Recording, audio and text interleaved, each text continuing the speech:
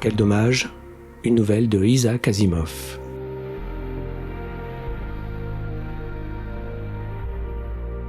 Les 3 lois de la robotique. 1. Un robot ne peut porter atteinte à un être humain, ni restant passif permettre qu'un être humain soit exposé au danger. 2. Un robot doit obéir aux ordres que lui donne un être humain, sauf si de tels ordres entrent en conflit avec la première loi. 3. Un robot doit protéger son existence tant que cette protection n'entre pas en conflit avec la première ou la deuxième loi. Si Gregory Hanfeld n'était pas vraiment mourant, il ne disposait que d'une espérance de vie réduite. Atteint d'un cancer inopérable, il avait refusé avec la dernière énergie toute suggestion de chimiothérapie ou de radiothérapie. Allongé, le dos soutenu par des coussins, il adressa un sourire à son épouse et dit « Je suis le malade idéal. Tertia et Mike vont s'en occuper. » La saillie n'amusa pas la dite Tertia.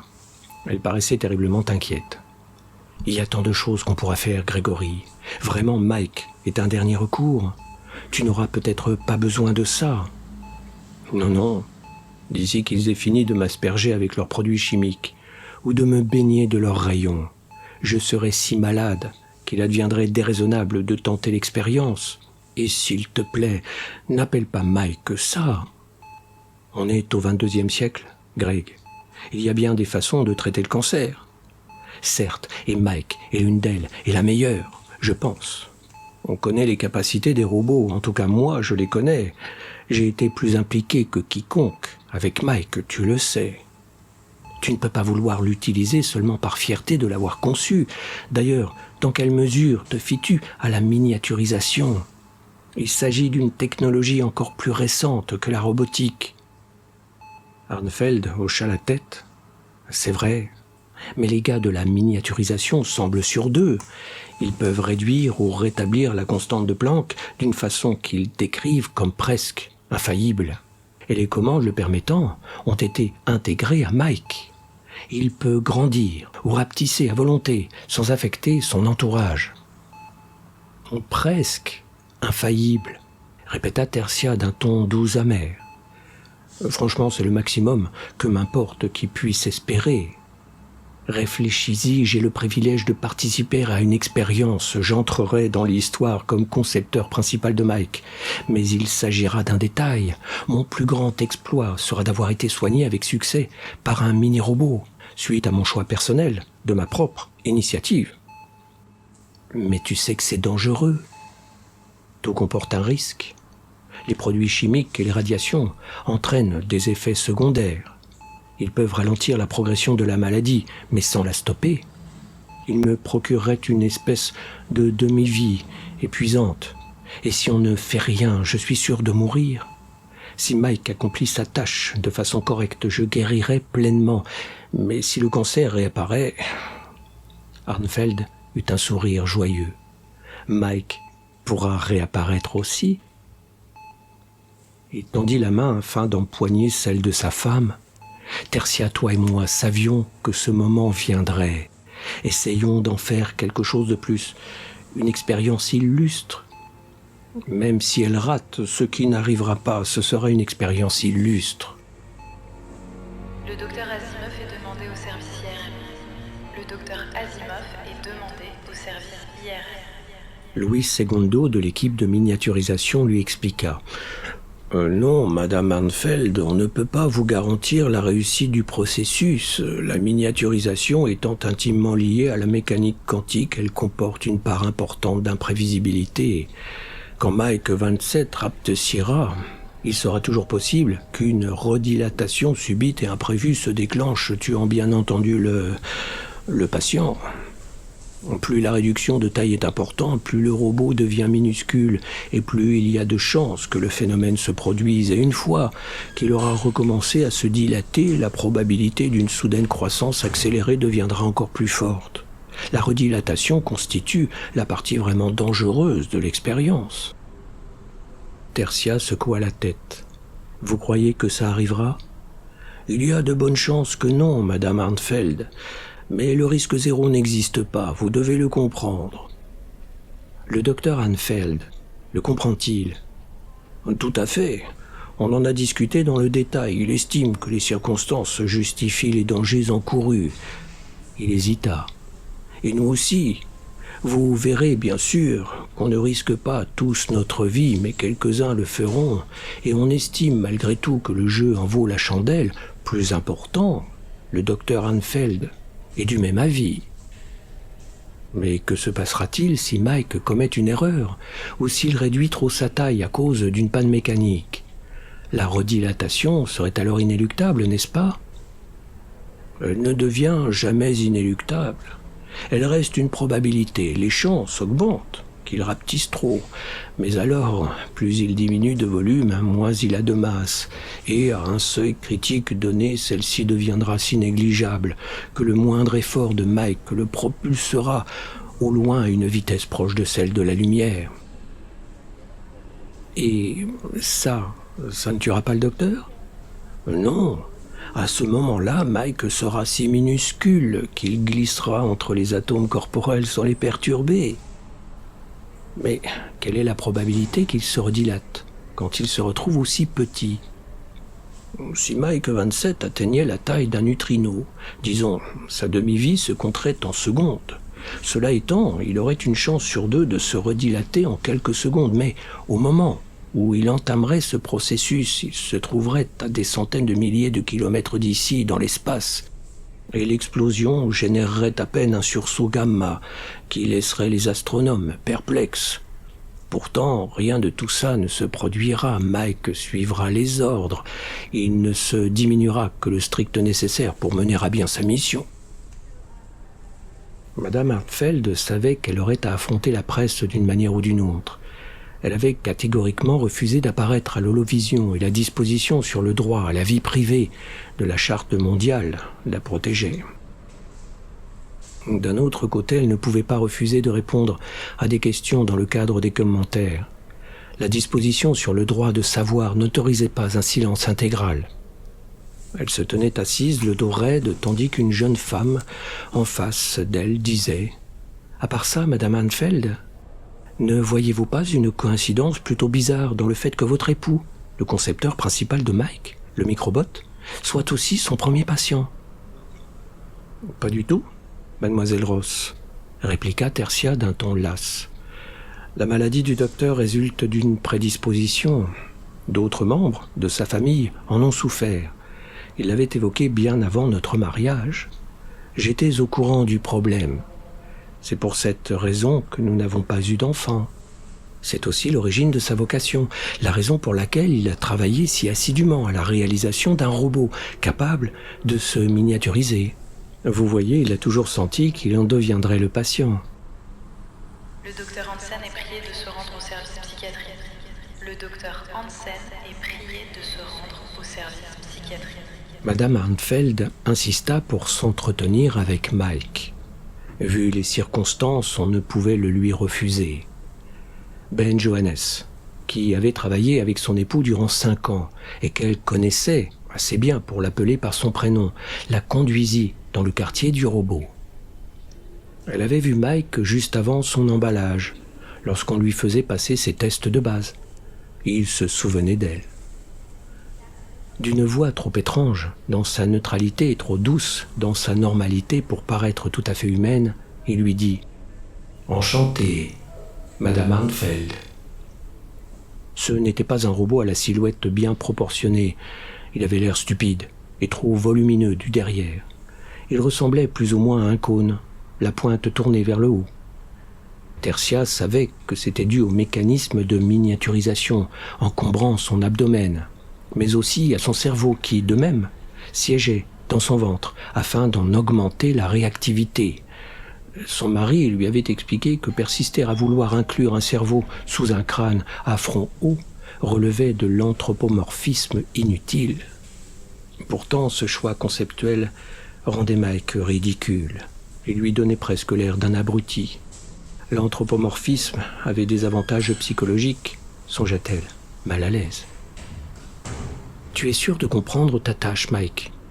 demanda-t-elle. « Tout à fait, Madame Hanfeld.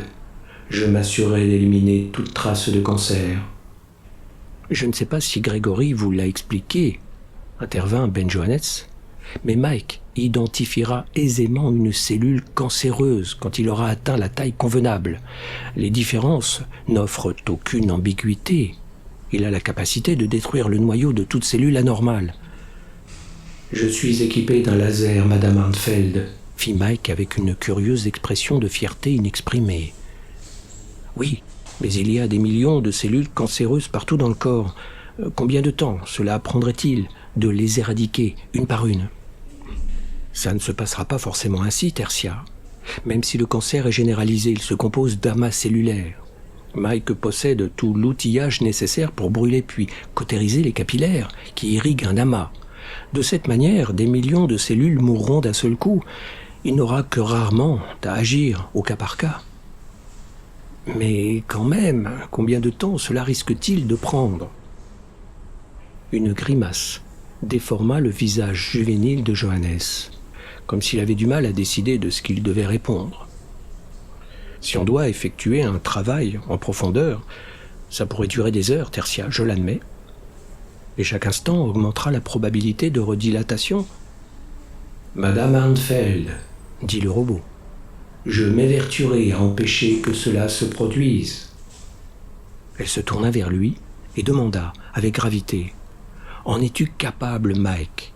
Enfin, peux-tu l'empêcher ?»« Pas totalement, Madame Arnfeld, et en m'efforçant de la stabiliser, je parviendrai à limiter au maximum les changements susceptibles de mener à une redilatation. Naturellement, il est presque impossible de réaliser cela quand je me redilate en conditions contrôlées.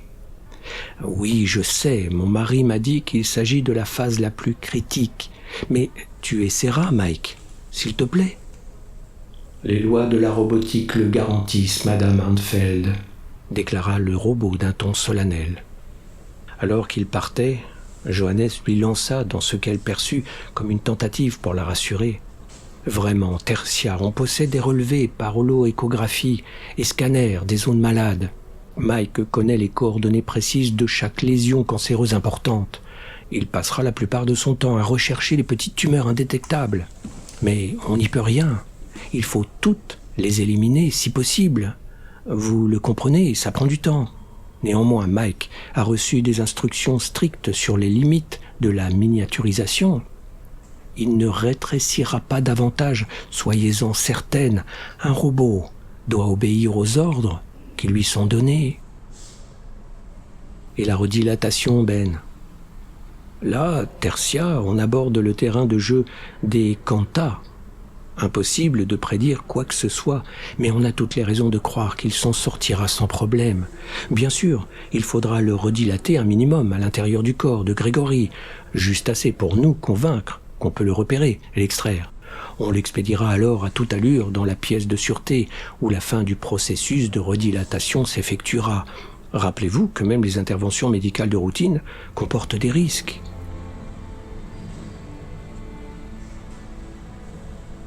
Pendant que la miniaturisation de Mike se déroulait, Madame Arnfeld se trouvait dans le poste d'observation, non loin des caméras d'holovision et des représentants des médias triés sur le volet. Impossible d'interdire leur présence, tant cette expérience médicale importait, mais Tertia se tenait dans un renfoncement, avec Ben Johannes pour seule compagnie, et les journalistes avaient compris qu'on ne devait pas l'aborder pour réclamer des commentaires, surtout si quelque incident malencontreux survenait. Malencontreux. Une redilatation totale et subite ferait sauter la salle d'opération, tuant toute personne dans son enceinte. Ce n'était pas pour rien que le poste d'observation se situait sous terre à 1 kilomètre du théâtre des événements. Madame Arnfeld en retirait la quasi-certitude sinistre que les 3 miniaturistes, œuvrant à la procédure, si calmement, aurait-on dit, si calmement, étaient condamnés à mort, au même titre que son mari s'il arrivait, quelque incident malencontreux. Bien sûr, elle leur faisait confiance pour prendre des mesures extrêmes afin de sauver leur peau. Par conséquent, il n'aurait pas l'esprit chevaleresque de protéger son époux. En fin de compte, bien sûr, si la procédure s'avérait une réussite, on mettrait au point des moyens d'automatiser l'opération de sorte que seul le patient encourt des risques. Alors, peut-être, Sacrifierait-on plus facilement le malade par négligence? Mais pas maintenant, pas maintenant.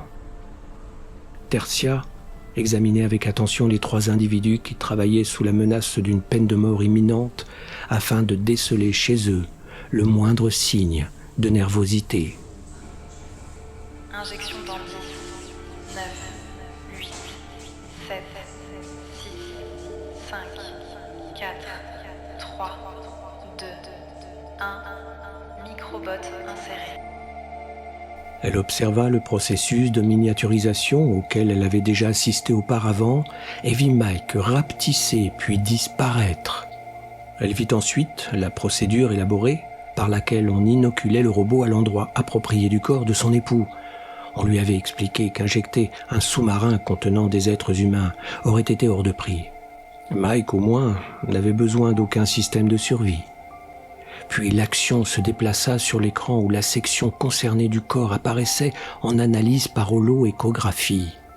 Une représentation tridimensionnelle brumeuse, floue, rendue imprécise par la combinaison de la taille finie des ondes sonores et des effets des mouvements browniens. Elle montrait un Mike à peine visible, inaudible, qui se frayait un chemin à travers les tissus d'Arnfeld via son flux sanguin. Il était presque impossible de comprendre ce qu'il faisait, mais Johannes décrivit tout bas à Tertia les événements d'un ton satisfait, jusqu'à ce qu'elle ne supporte plus de l'écouter et demande à sortir du poste.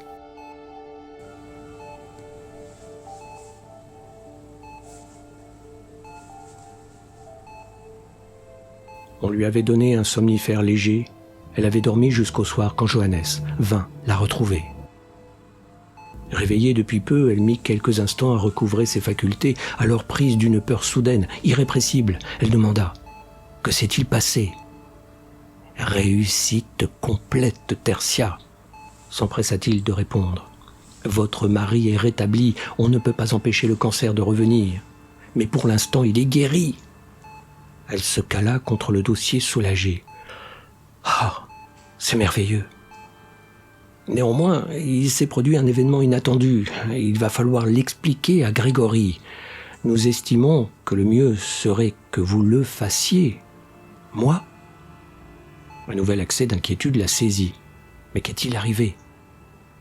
Johannes le lui raconta.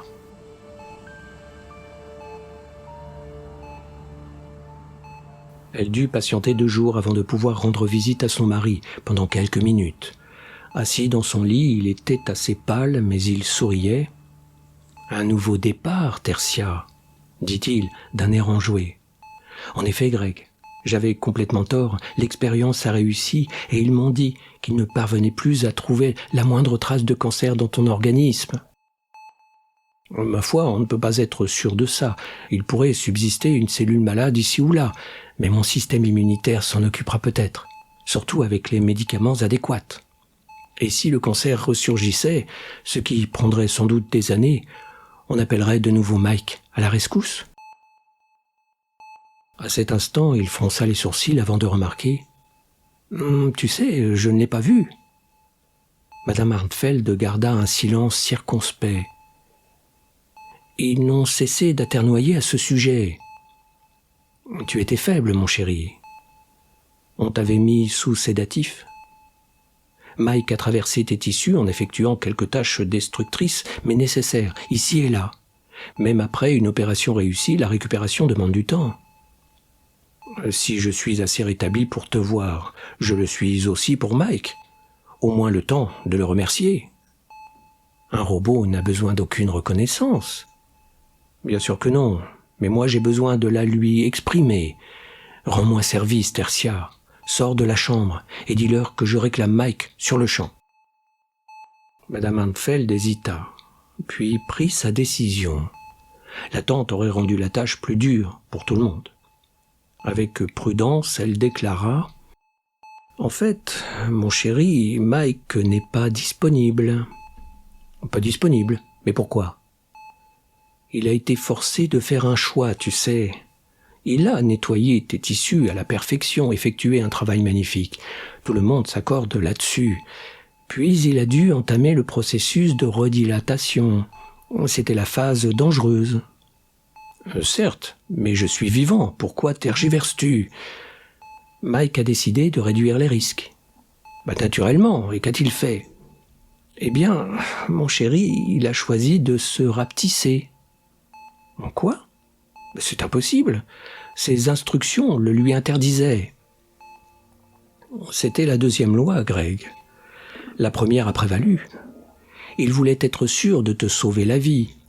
Comme il était muni d'instruments lui permettant de contrôler sa taille, il s'est rendu plus petit aussi vite que possible, et quand il a atteint une masse inférieure à celle d'un électron, il a utilisé son rayon laser, qui à ce moment-là était bien trop minuscule pour endommager quoi que ce soit dans ton corps. Le recul l'a propulsé à une vitesse proche de celle de la lumière. Il a explosé dans l'espace. On a détecté le sursaut gamma. Arnfeld l'a fixé du regard. « Et tu veux rire ? Mike est mort ? Tu parles sérieusement ? Je t'ai tout dit. Il ne pouvait pas refuser une action qui t'éviterait des blessures. Mais je ne le voulais pas. Je désirais qu'il reste intact pour pouvoir retravailler sur lui. Il ne se serait pas redilaté accidentellement. Il serait sorti sain et sauf. Il ne pouvait pas en être sûr. Il lui était impossible de risquer ta vie. Alors il a sacrifié la sienne. Mais ma vie est moins importante. Pas pour moi, mon amour. Ni pour ceux qui travaillent avec toi. Ni même pour Mike. Elle tendit la main vers lui. « Allons, Greg, tu es vivant, tu vas bien, c'est tout ce qui compte. » Mais il la repoussa avec impatience. « Non, ce n'est pas tout ce qui compte. Tu ne comprends pas, bon sang. Quel dommage, quel dommage !»